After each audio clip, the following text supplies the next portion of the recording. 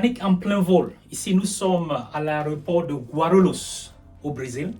Et nous sommes ici dans un Airbus 330 en détresse. Donc, nous avons un vol 330 partant de l'aéroport international de Guarulhos pour Atlanta qui fait un atterrissage d'urgence à cause d'un problème au niveau du réacteur gauche de l'avion. Alors, regardons un peu ce qui se passe à partir des caméras à l'intérieur de l'avion.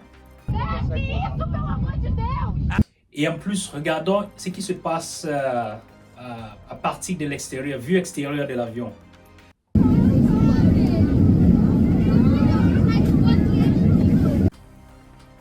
Alors, personne ne souhaiterait se retrouver dans ce genre de situation en plein vol. Mais il est important de noter que de nos jours, avec l'évolution de la technologie, le moyen de transport par avion reste encore le moyen de transport le plus sécurisé dans le monde. À cause des options de relais que nous avons qui sont installés dans nos avions de nos jours, il est possible, n'est-ce pas, d'avoir des incidents beaucoup plus sérieux même que celui-ci et pouvoir survivre. Et l'avion parvient toujours à pouvoir atterrir sans difficulté. Je vous ai fait part d'une vidéo récente où il y a un vol de British Airways qui a eu à perdre son pneu en plein vol. L'avion a dû atterrir sans souci. Aujourd'hui, nous parlons d'un réacteur. Aujourd'hui, c'est plus sérieux, mais l'avion est toujours parvenu à atterrir sans qu'il y ait des vies humaines affectées. Donc, nous parlons de ça aujourd'hui dans notre vidéo. Restez. Nous sommes dans le 29 mars 2026, plus exactement à 23h49, car nous avons un Airbus 330 appartenant à la compagnie Delta Airlines qui décolle à partir de l'aéroport de Guarulhos, se rendant effectivement à Atlanta. Alors, quelques secondes après le décollage, on constate, n'est-ce pas, que le réacteur gauche commence à produire des flammes et qui est signe qu'il y a un problème, n'est-ce pas, au niveau de ce réacteur-là.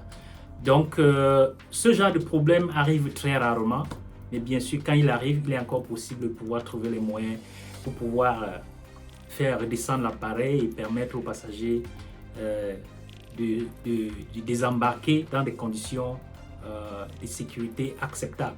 Donc ici, là, nous avons un cas spécial parce que le vol partait, c'était un vol de 10 heures, environ 10 heures, 20 minutes, mais il n'a fait que 10 minutes de vol. Donc, il a décollé et juste au décollage, ayant constaté qu'il y avait un problème au niveau du réacteur gauche, le pilote, n'est-ce pas, a entamé la procédure d'urgence, a déclaré d'abord l'urgence qui doit être relayée au niveau des autorités aéroportuaires pour apprêter, n'est-ce pas, les mesures de secours. Ce qui a été fait, et le pilote, n'est-ce pas, a suivi, n'est-ce pas, le protocole d'urgence dans le cas où on a un réacteur qui s'enflamme ou bien un réacteur qui est défaillant, comme dans le cas de figure que nous avons aujourd'hui. Un Airbus 330 ressemble à ce que vous voyez actuellement sur votre écran. Et c'est un avion qui a une capacité d'environ 300 passagers. Pour le cas de Delta Airlines DL104, il avait 272 passagers et 14 membres d'équipage. Mais c'est un avion qui peut prendre 300 passagers dépendamment de la configuration de l'opérateur. Si on a plus de classes affaires ou bien classe business, on aura moins de classe économique et ça va affecter le nombre total de passagers que l'avion peut, n'est-ce pas, accepter. Donc ici, on a donc un 330, un Airbus 330 qui a 20 ans et qui est doté d'un moteur Pratt & Whitney.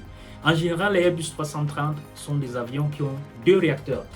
Ici, j'ai un 777, un Boeing, mais ils sont similaires. C'est-à-dire que j'ai deux réacteurs sur ces avions-là.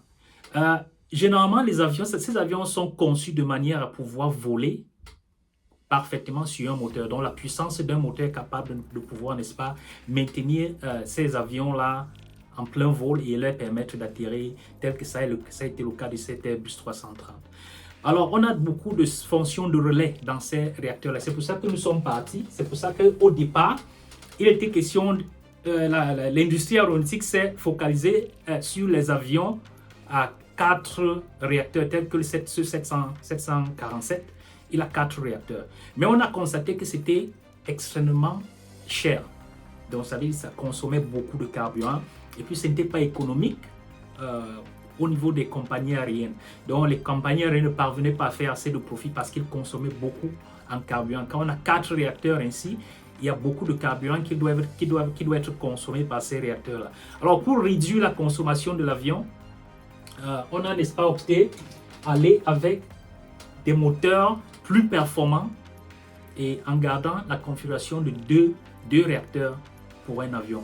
Bien entendu, il y a des exceptions telles que les Airbus 380. Il est aussi gros et il devrait avoir plus de 2 moteurs. Pourquoi? À cause de son gabarit. Alors ici, nous avons des avions assez de la classe moyenne, un Airbus 330 qui a 2 réacteurs. Mais ces réacteurs-là sont assez puissants pour pouvoir maintenir ces avions-là en plein vol. Ça a été le cas de Delta Airlines, le vol DL140, qui a, n'est-ce pas, fait l'atterrissage d'urgence ce 29 mars. Donc, ces réacteurs-là ont cette possibilité de pouvoir maintenir l'avion en plein vol. C'est pour ça qu'après avoir perdu le réacteur Go sur le vol 104 de Delta Airlines, le pilote a pu continuer son vol avec le réacteur droit sans souci. Il a juste suivi les procédures d'urgence en cas de faute d'un réacteur et il a exécuté cela, il a éteint ce réacteur-là afin de permettre, n'est-ce pas, afin de continuer le vol et atterrir avec le réacteur droit. Alors, il y a toute une procédure en place pour pouvoir, n'est-ce pas, faire tout ce parcours. Nous allons essayer de couvrir cela. Mais déjà, vous avez constaté dans ce vol, de la vue interne comme de la vue externe, nous avons eu à constater qu'il y avait des boules de feu qui sortaient du réacteur arrière. Des boules de feu qui sortaient du réacteur arrière. Et ces boules de feu-là étaient parfois contaminées, c'est-à-dire ces boules de feu-là rejetaient des particules. On pouvait voir des particules qui, n'est-ce pas, s'échappaient en plein air sortant de ces réacteurs-là. Ce phénomène nous conduit déjà à pouvoir avoir des informations préliminaires qui peuvent conduire à nous orienter vers le problème qui se serait posé afin que ce réacteur-là puisse s'éteindre en plein vol. Alors, couvrons un peu un fonctionnement simple du réacteur. Alors, quand l'avion est en plein vol, il y a de l'air qui entre au niveau du réacteur ici. Alors, cette air-là est compressée. Cette air-là est compressée par un compresseur qui est juste à l'entrée du réacteur. Ce compresseur-là compresse l'air qui doit être passé dans la chambre à combustion.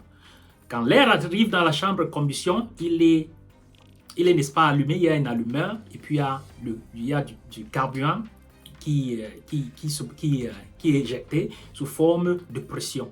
Alors ça produit de la flamme. Et ça produit beaucoup d'énergie, n'est-ce pas, pour permettre à l'avion, pour donner la poussée à l'avion. Alors cette énergie-là est, n'est-ce pas, poussée vers l'arrière de l'avion. Et au niveau de l'arrière, on a les turbines. Ces turbines-là, n'est-ce pas, reçoivent cette énergie-là et tournent plus rapidement et rejettent cette air-là de l'autre côté du réacteur. Et c'est ça qui produit la poussée. Alors, je vous ai parlé du phénomène d'entrée de l'air et du phénomène de sortie.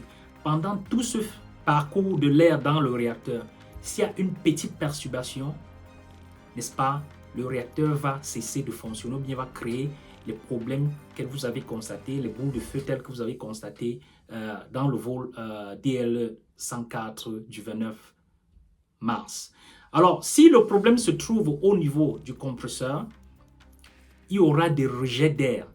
Ils peuvent être soit en arrière, soit en avant, parce qu'on se retrouve dans une situation où le réacteur est étouffé. Le réacteur est étouffé, pourquoi? Parce que l'air ne circule pas correctement dans ces parois. Alors, les parois des réacteurs sont bien définies de manière à ce que l'air puisse circuler sans interruption. Alors, s'il y a une petite fonction à l'intérieur de ce compresseur-là, ou bien au niveau de la turbine, qui permettrait que l'air ne circule pas normalement, alors ça va étouffer le réacteur et ça peut produire des boules de feu telles que vous avez vu dans ce vol-là. C'est un peu ce qui se passe au niveau du fonctionnement interne du réacteur et ce qui peut expliquer la raison pour laquelle ce réacteur-là n'a pas pu fonctionner lors du décollage.